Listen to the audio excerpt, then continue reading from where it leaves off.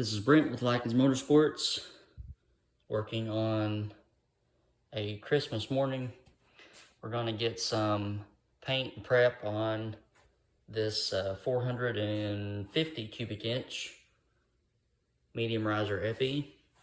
In past, I don't know if I've showed these on video or not, but these are 427 medium riser heads, C5 AEF.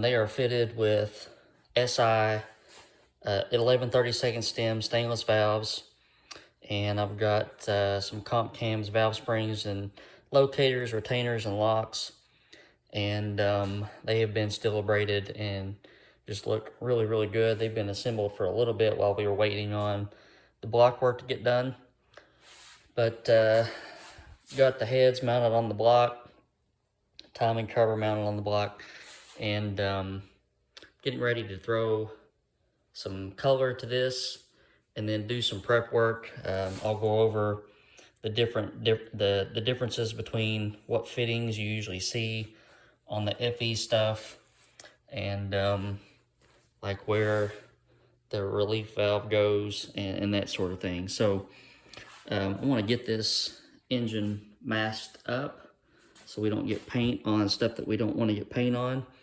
I'll probably employ a set of old valve covers and get those on here, and then mask the lifter valley up. And then paint of choice is usually this VHT ceramic engine enamel, and it's a satin black. It looks really good. So let's get some paint on this puppy. All right, we've got a good couple coats on our block and our heads. Everything's looking good. I'm gonna go ahead and drive in these brass freeze plugs, and I use a freeze plug driver so that it doesn't put that ring around the inside of the plug if you used a socket. The devil is in the details, so I try to, as best I can, get these oriented all in the same direction and make everything look nice and neat. I use just a little bit of Dow Corning silicone on the outside rim before I drive these in. All right, so freeze plugs are in. Everything went in really nicely there. And now let's go over some of the oil gallery details. All right, so this block is a 427 center oiler. If it were a side oiler, you would see a bulge that goes along this side of the block, and you would have pipe plugs that would intersect each gallery that goes to your mains. You would also see a big pipe plug here where you'd have a clean out that runs the length of that, and it would exit around here. But this is a center oiler, so it oils like a traditional 352 or 390, 428. Oil comes up through this diagonal passage, and then up this diagonal passage, and then runs down the length of this passage, and that is what feeds your cam bearings and your main bearings and your rod bearings. This is a solid lifter block. You'll notice it does not have this crossover that feeds each lifter gallery, and in the same token, there is no hole down in the lifter bore itself. So this is a solid lifter only block. This is traditionally a cut plug, a big cut plug. You can tap it to a 3/8 pipe plug. Is what we did. Same here, you can tap this for a 3/8 pipe plug. This is a 1/4 inch pipe plug. In the back, traditional Ford stuff, so 1/4 inch pipe plug below the cam plug. This is tapped from the factory because this is what your relief valve goes into. And then this, I'm having trouble pointing. You need to leave this as a cut plug because if you tried to tap this to match this, this would get extremely thin in between. So just leave this alone. I use a cut plug here, and I put it in there with some Indian head sealant or something like that. So I buy new relief valves for precision oil pumps. They come with the spring, the plug, and then stand still, guys, and then the valve itself. And then Doug puts in these handy dandy instructions that tell you which way it goes. I'm going to go ahead and get all of this in there and put in my pot plugs as well. All right, so we got all of our plugs in. Relief valve is in with the plug, and then our cut plug for this main oil gallery, and then the little one down, the little 1/4 inch pipe plug at the bottom. So now we can turn our attention to the camshaft, and this is one of my custom solid flat tappets. Since this block is a solid lifter block, we only have the choice of running a solid roller or a solid flat tappet, and I decided to go with a solid flat tappet for this, just for longevity and cost sake. So this is 242, 252 at 50. It's on a 109 lobe separation, and I have these ground with a little bit more lobe taper than normal, so that it will aid in break-in, and that helps to keep the lifter spinning. And if the lifters are spinning, then you have a less likelihood of something going wrong on break-in. So I'm going to get my, first I'm going to knock everything off my shelf, and then I'm going to grab some of this Joe Gibbs assembly grease, and I'm going to go to work on coating all these lobes and journals and everything. Then we're going to slide this cam in.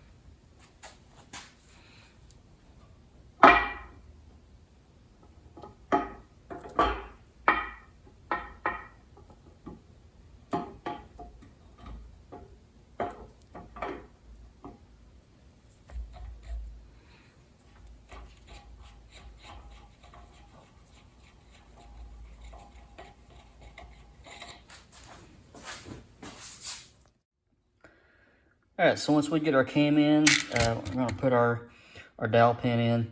There's two different lengths of dowels for FE Fords. One is for if you use no fuel pump eccentric, or a 2-piece eccentric, because a 2-piece eccentric, imagine your timing gear sticking out here. The 2-piece eccentric has a little tab that goes inside the timing gear and locates it.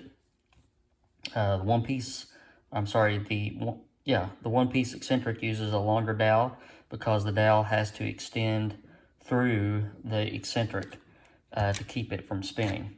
So we're going to use the long one for the 1-piece. We have a choice of thrust plates. This one is a steel, this is cast, more of a factory style. I use steel with roller cams and cast with flat tappet cams. I try my very best to match the materials, and it will reduce the wear from when you have parts that touch each other. All right, for a second, let's talk about thrust plate bolts. We're going to use this cast thrust plate since we have a cast iron cam, flat tappet. If you use any aftermarket bolt for your thrust plate, The one that goes to the lower right is, you can pretty much guarantee this is going to be too long. So I have these made for me. These are 5/8 underhead length, and here's why you need it. There's a feed hole that runs from the cam bearing down inside this hole here, and that lubricates your distributor gear and shaft.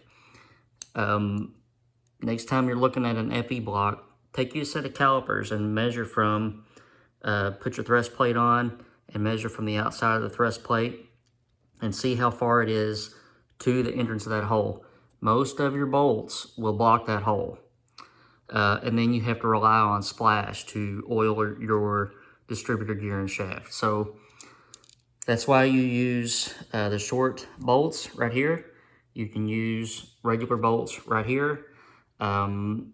If you're asking why don't you use the factory bolts are pieces of junk, and they're Phillips head.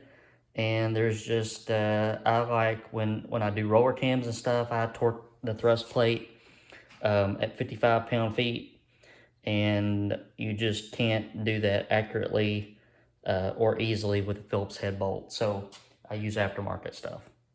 So we're gonna lube our thrust plate up, and it's gonna get, put it on the right way, Brent. It's gonna get held up, and then we're gonna put our bolts in. All right, so we're gonna be using this factory 428 crank. This one has been steel braided and ground, 10 on the mains, 10 on the rods. Pretty nice looking crank. And I've already mic'd it and checked it and got our main bearing clearances set. I was planning to use Molnar rods, but Molnar has been out of stock for months. So I was able to find a set of scat rods, so we're going to use some scat rods, and they are en route right now. And as soon as they come in, I can get my rod bearing clearances checked and then get the crank balanced. And since this isn't going to be a complete engine, we're not too far away from getting it done and letting it be picked up. So let me show you the diamond pistons that we're going to use for this. So here's what we're looking at. I've already measured these up so I can check my piston to cylinder clearance, but these are custom diamonds. Really nice pieces. Got a dish, symmetrical valve reliefs. Using an 043 3mm total seal ring pack. Diamond uses trend wrist pins, really good parts there. And then we're gonna top them off with some spiral locks. So once the rods come in, we can get the rotating assembly balanced and get this thing together. So here's where we are. This is where I'm gonna leave it for the weekend. I'm gonna leave the heads on it. Save me a little bit of space since I don't need to have access to the cylinders or anything right now. But the cam is in, main bearing clearances are checked. Heads are assembled. I don't know if you guys have seen these before, but really nice 427 medium riser heads. Comp cam springs, retainers, locators. I've got the inners out of them so that Mr. Dave can break in the cam, and he can pop the inners back in.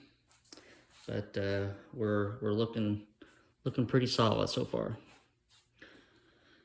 All right, guys, I'm working on a Christmas. I hope you're not. I'm just trying to get caught up. I've got a huge backlog of engines, and I haven't been taking orders here recently until I can get caught up, which may be quite a while, but that's okay. I don't like to stress myself out with a more longer backlog than what I have. So we're just gonna plow through some builds and see what we can get accomplished. But if you're watching, thank you very much. I appreciate you guys very much. We had a really good year this year with our YouTube stats, and I continue to keep on growing the channel, and I need you to help me do that. So I appreciate you watching. If you haven't subscribed yet, please do. And those thumbs up help me out a lot. So thank you very much. All right, guys, have a good weekend.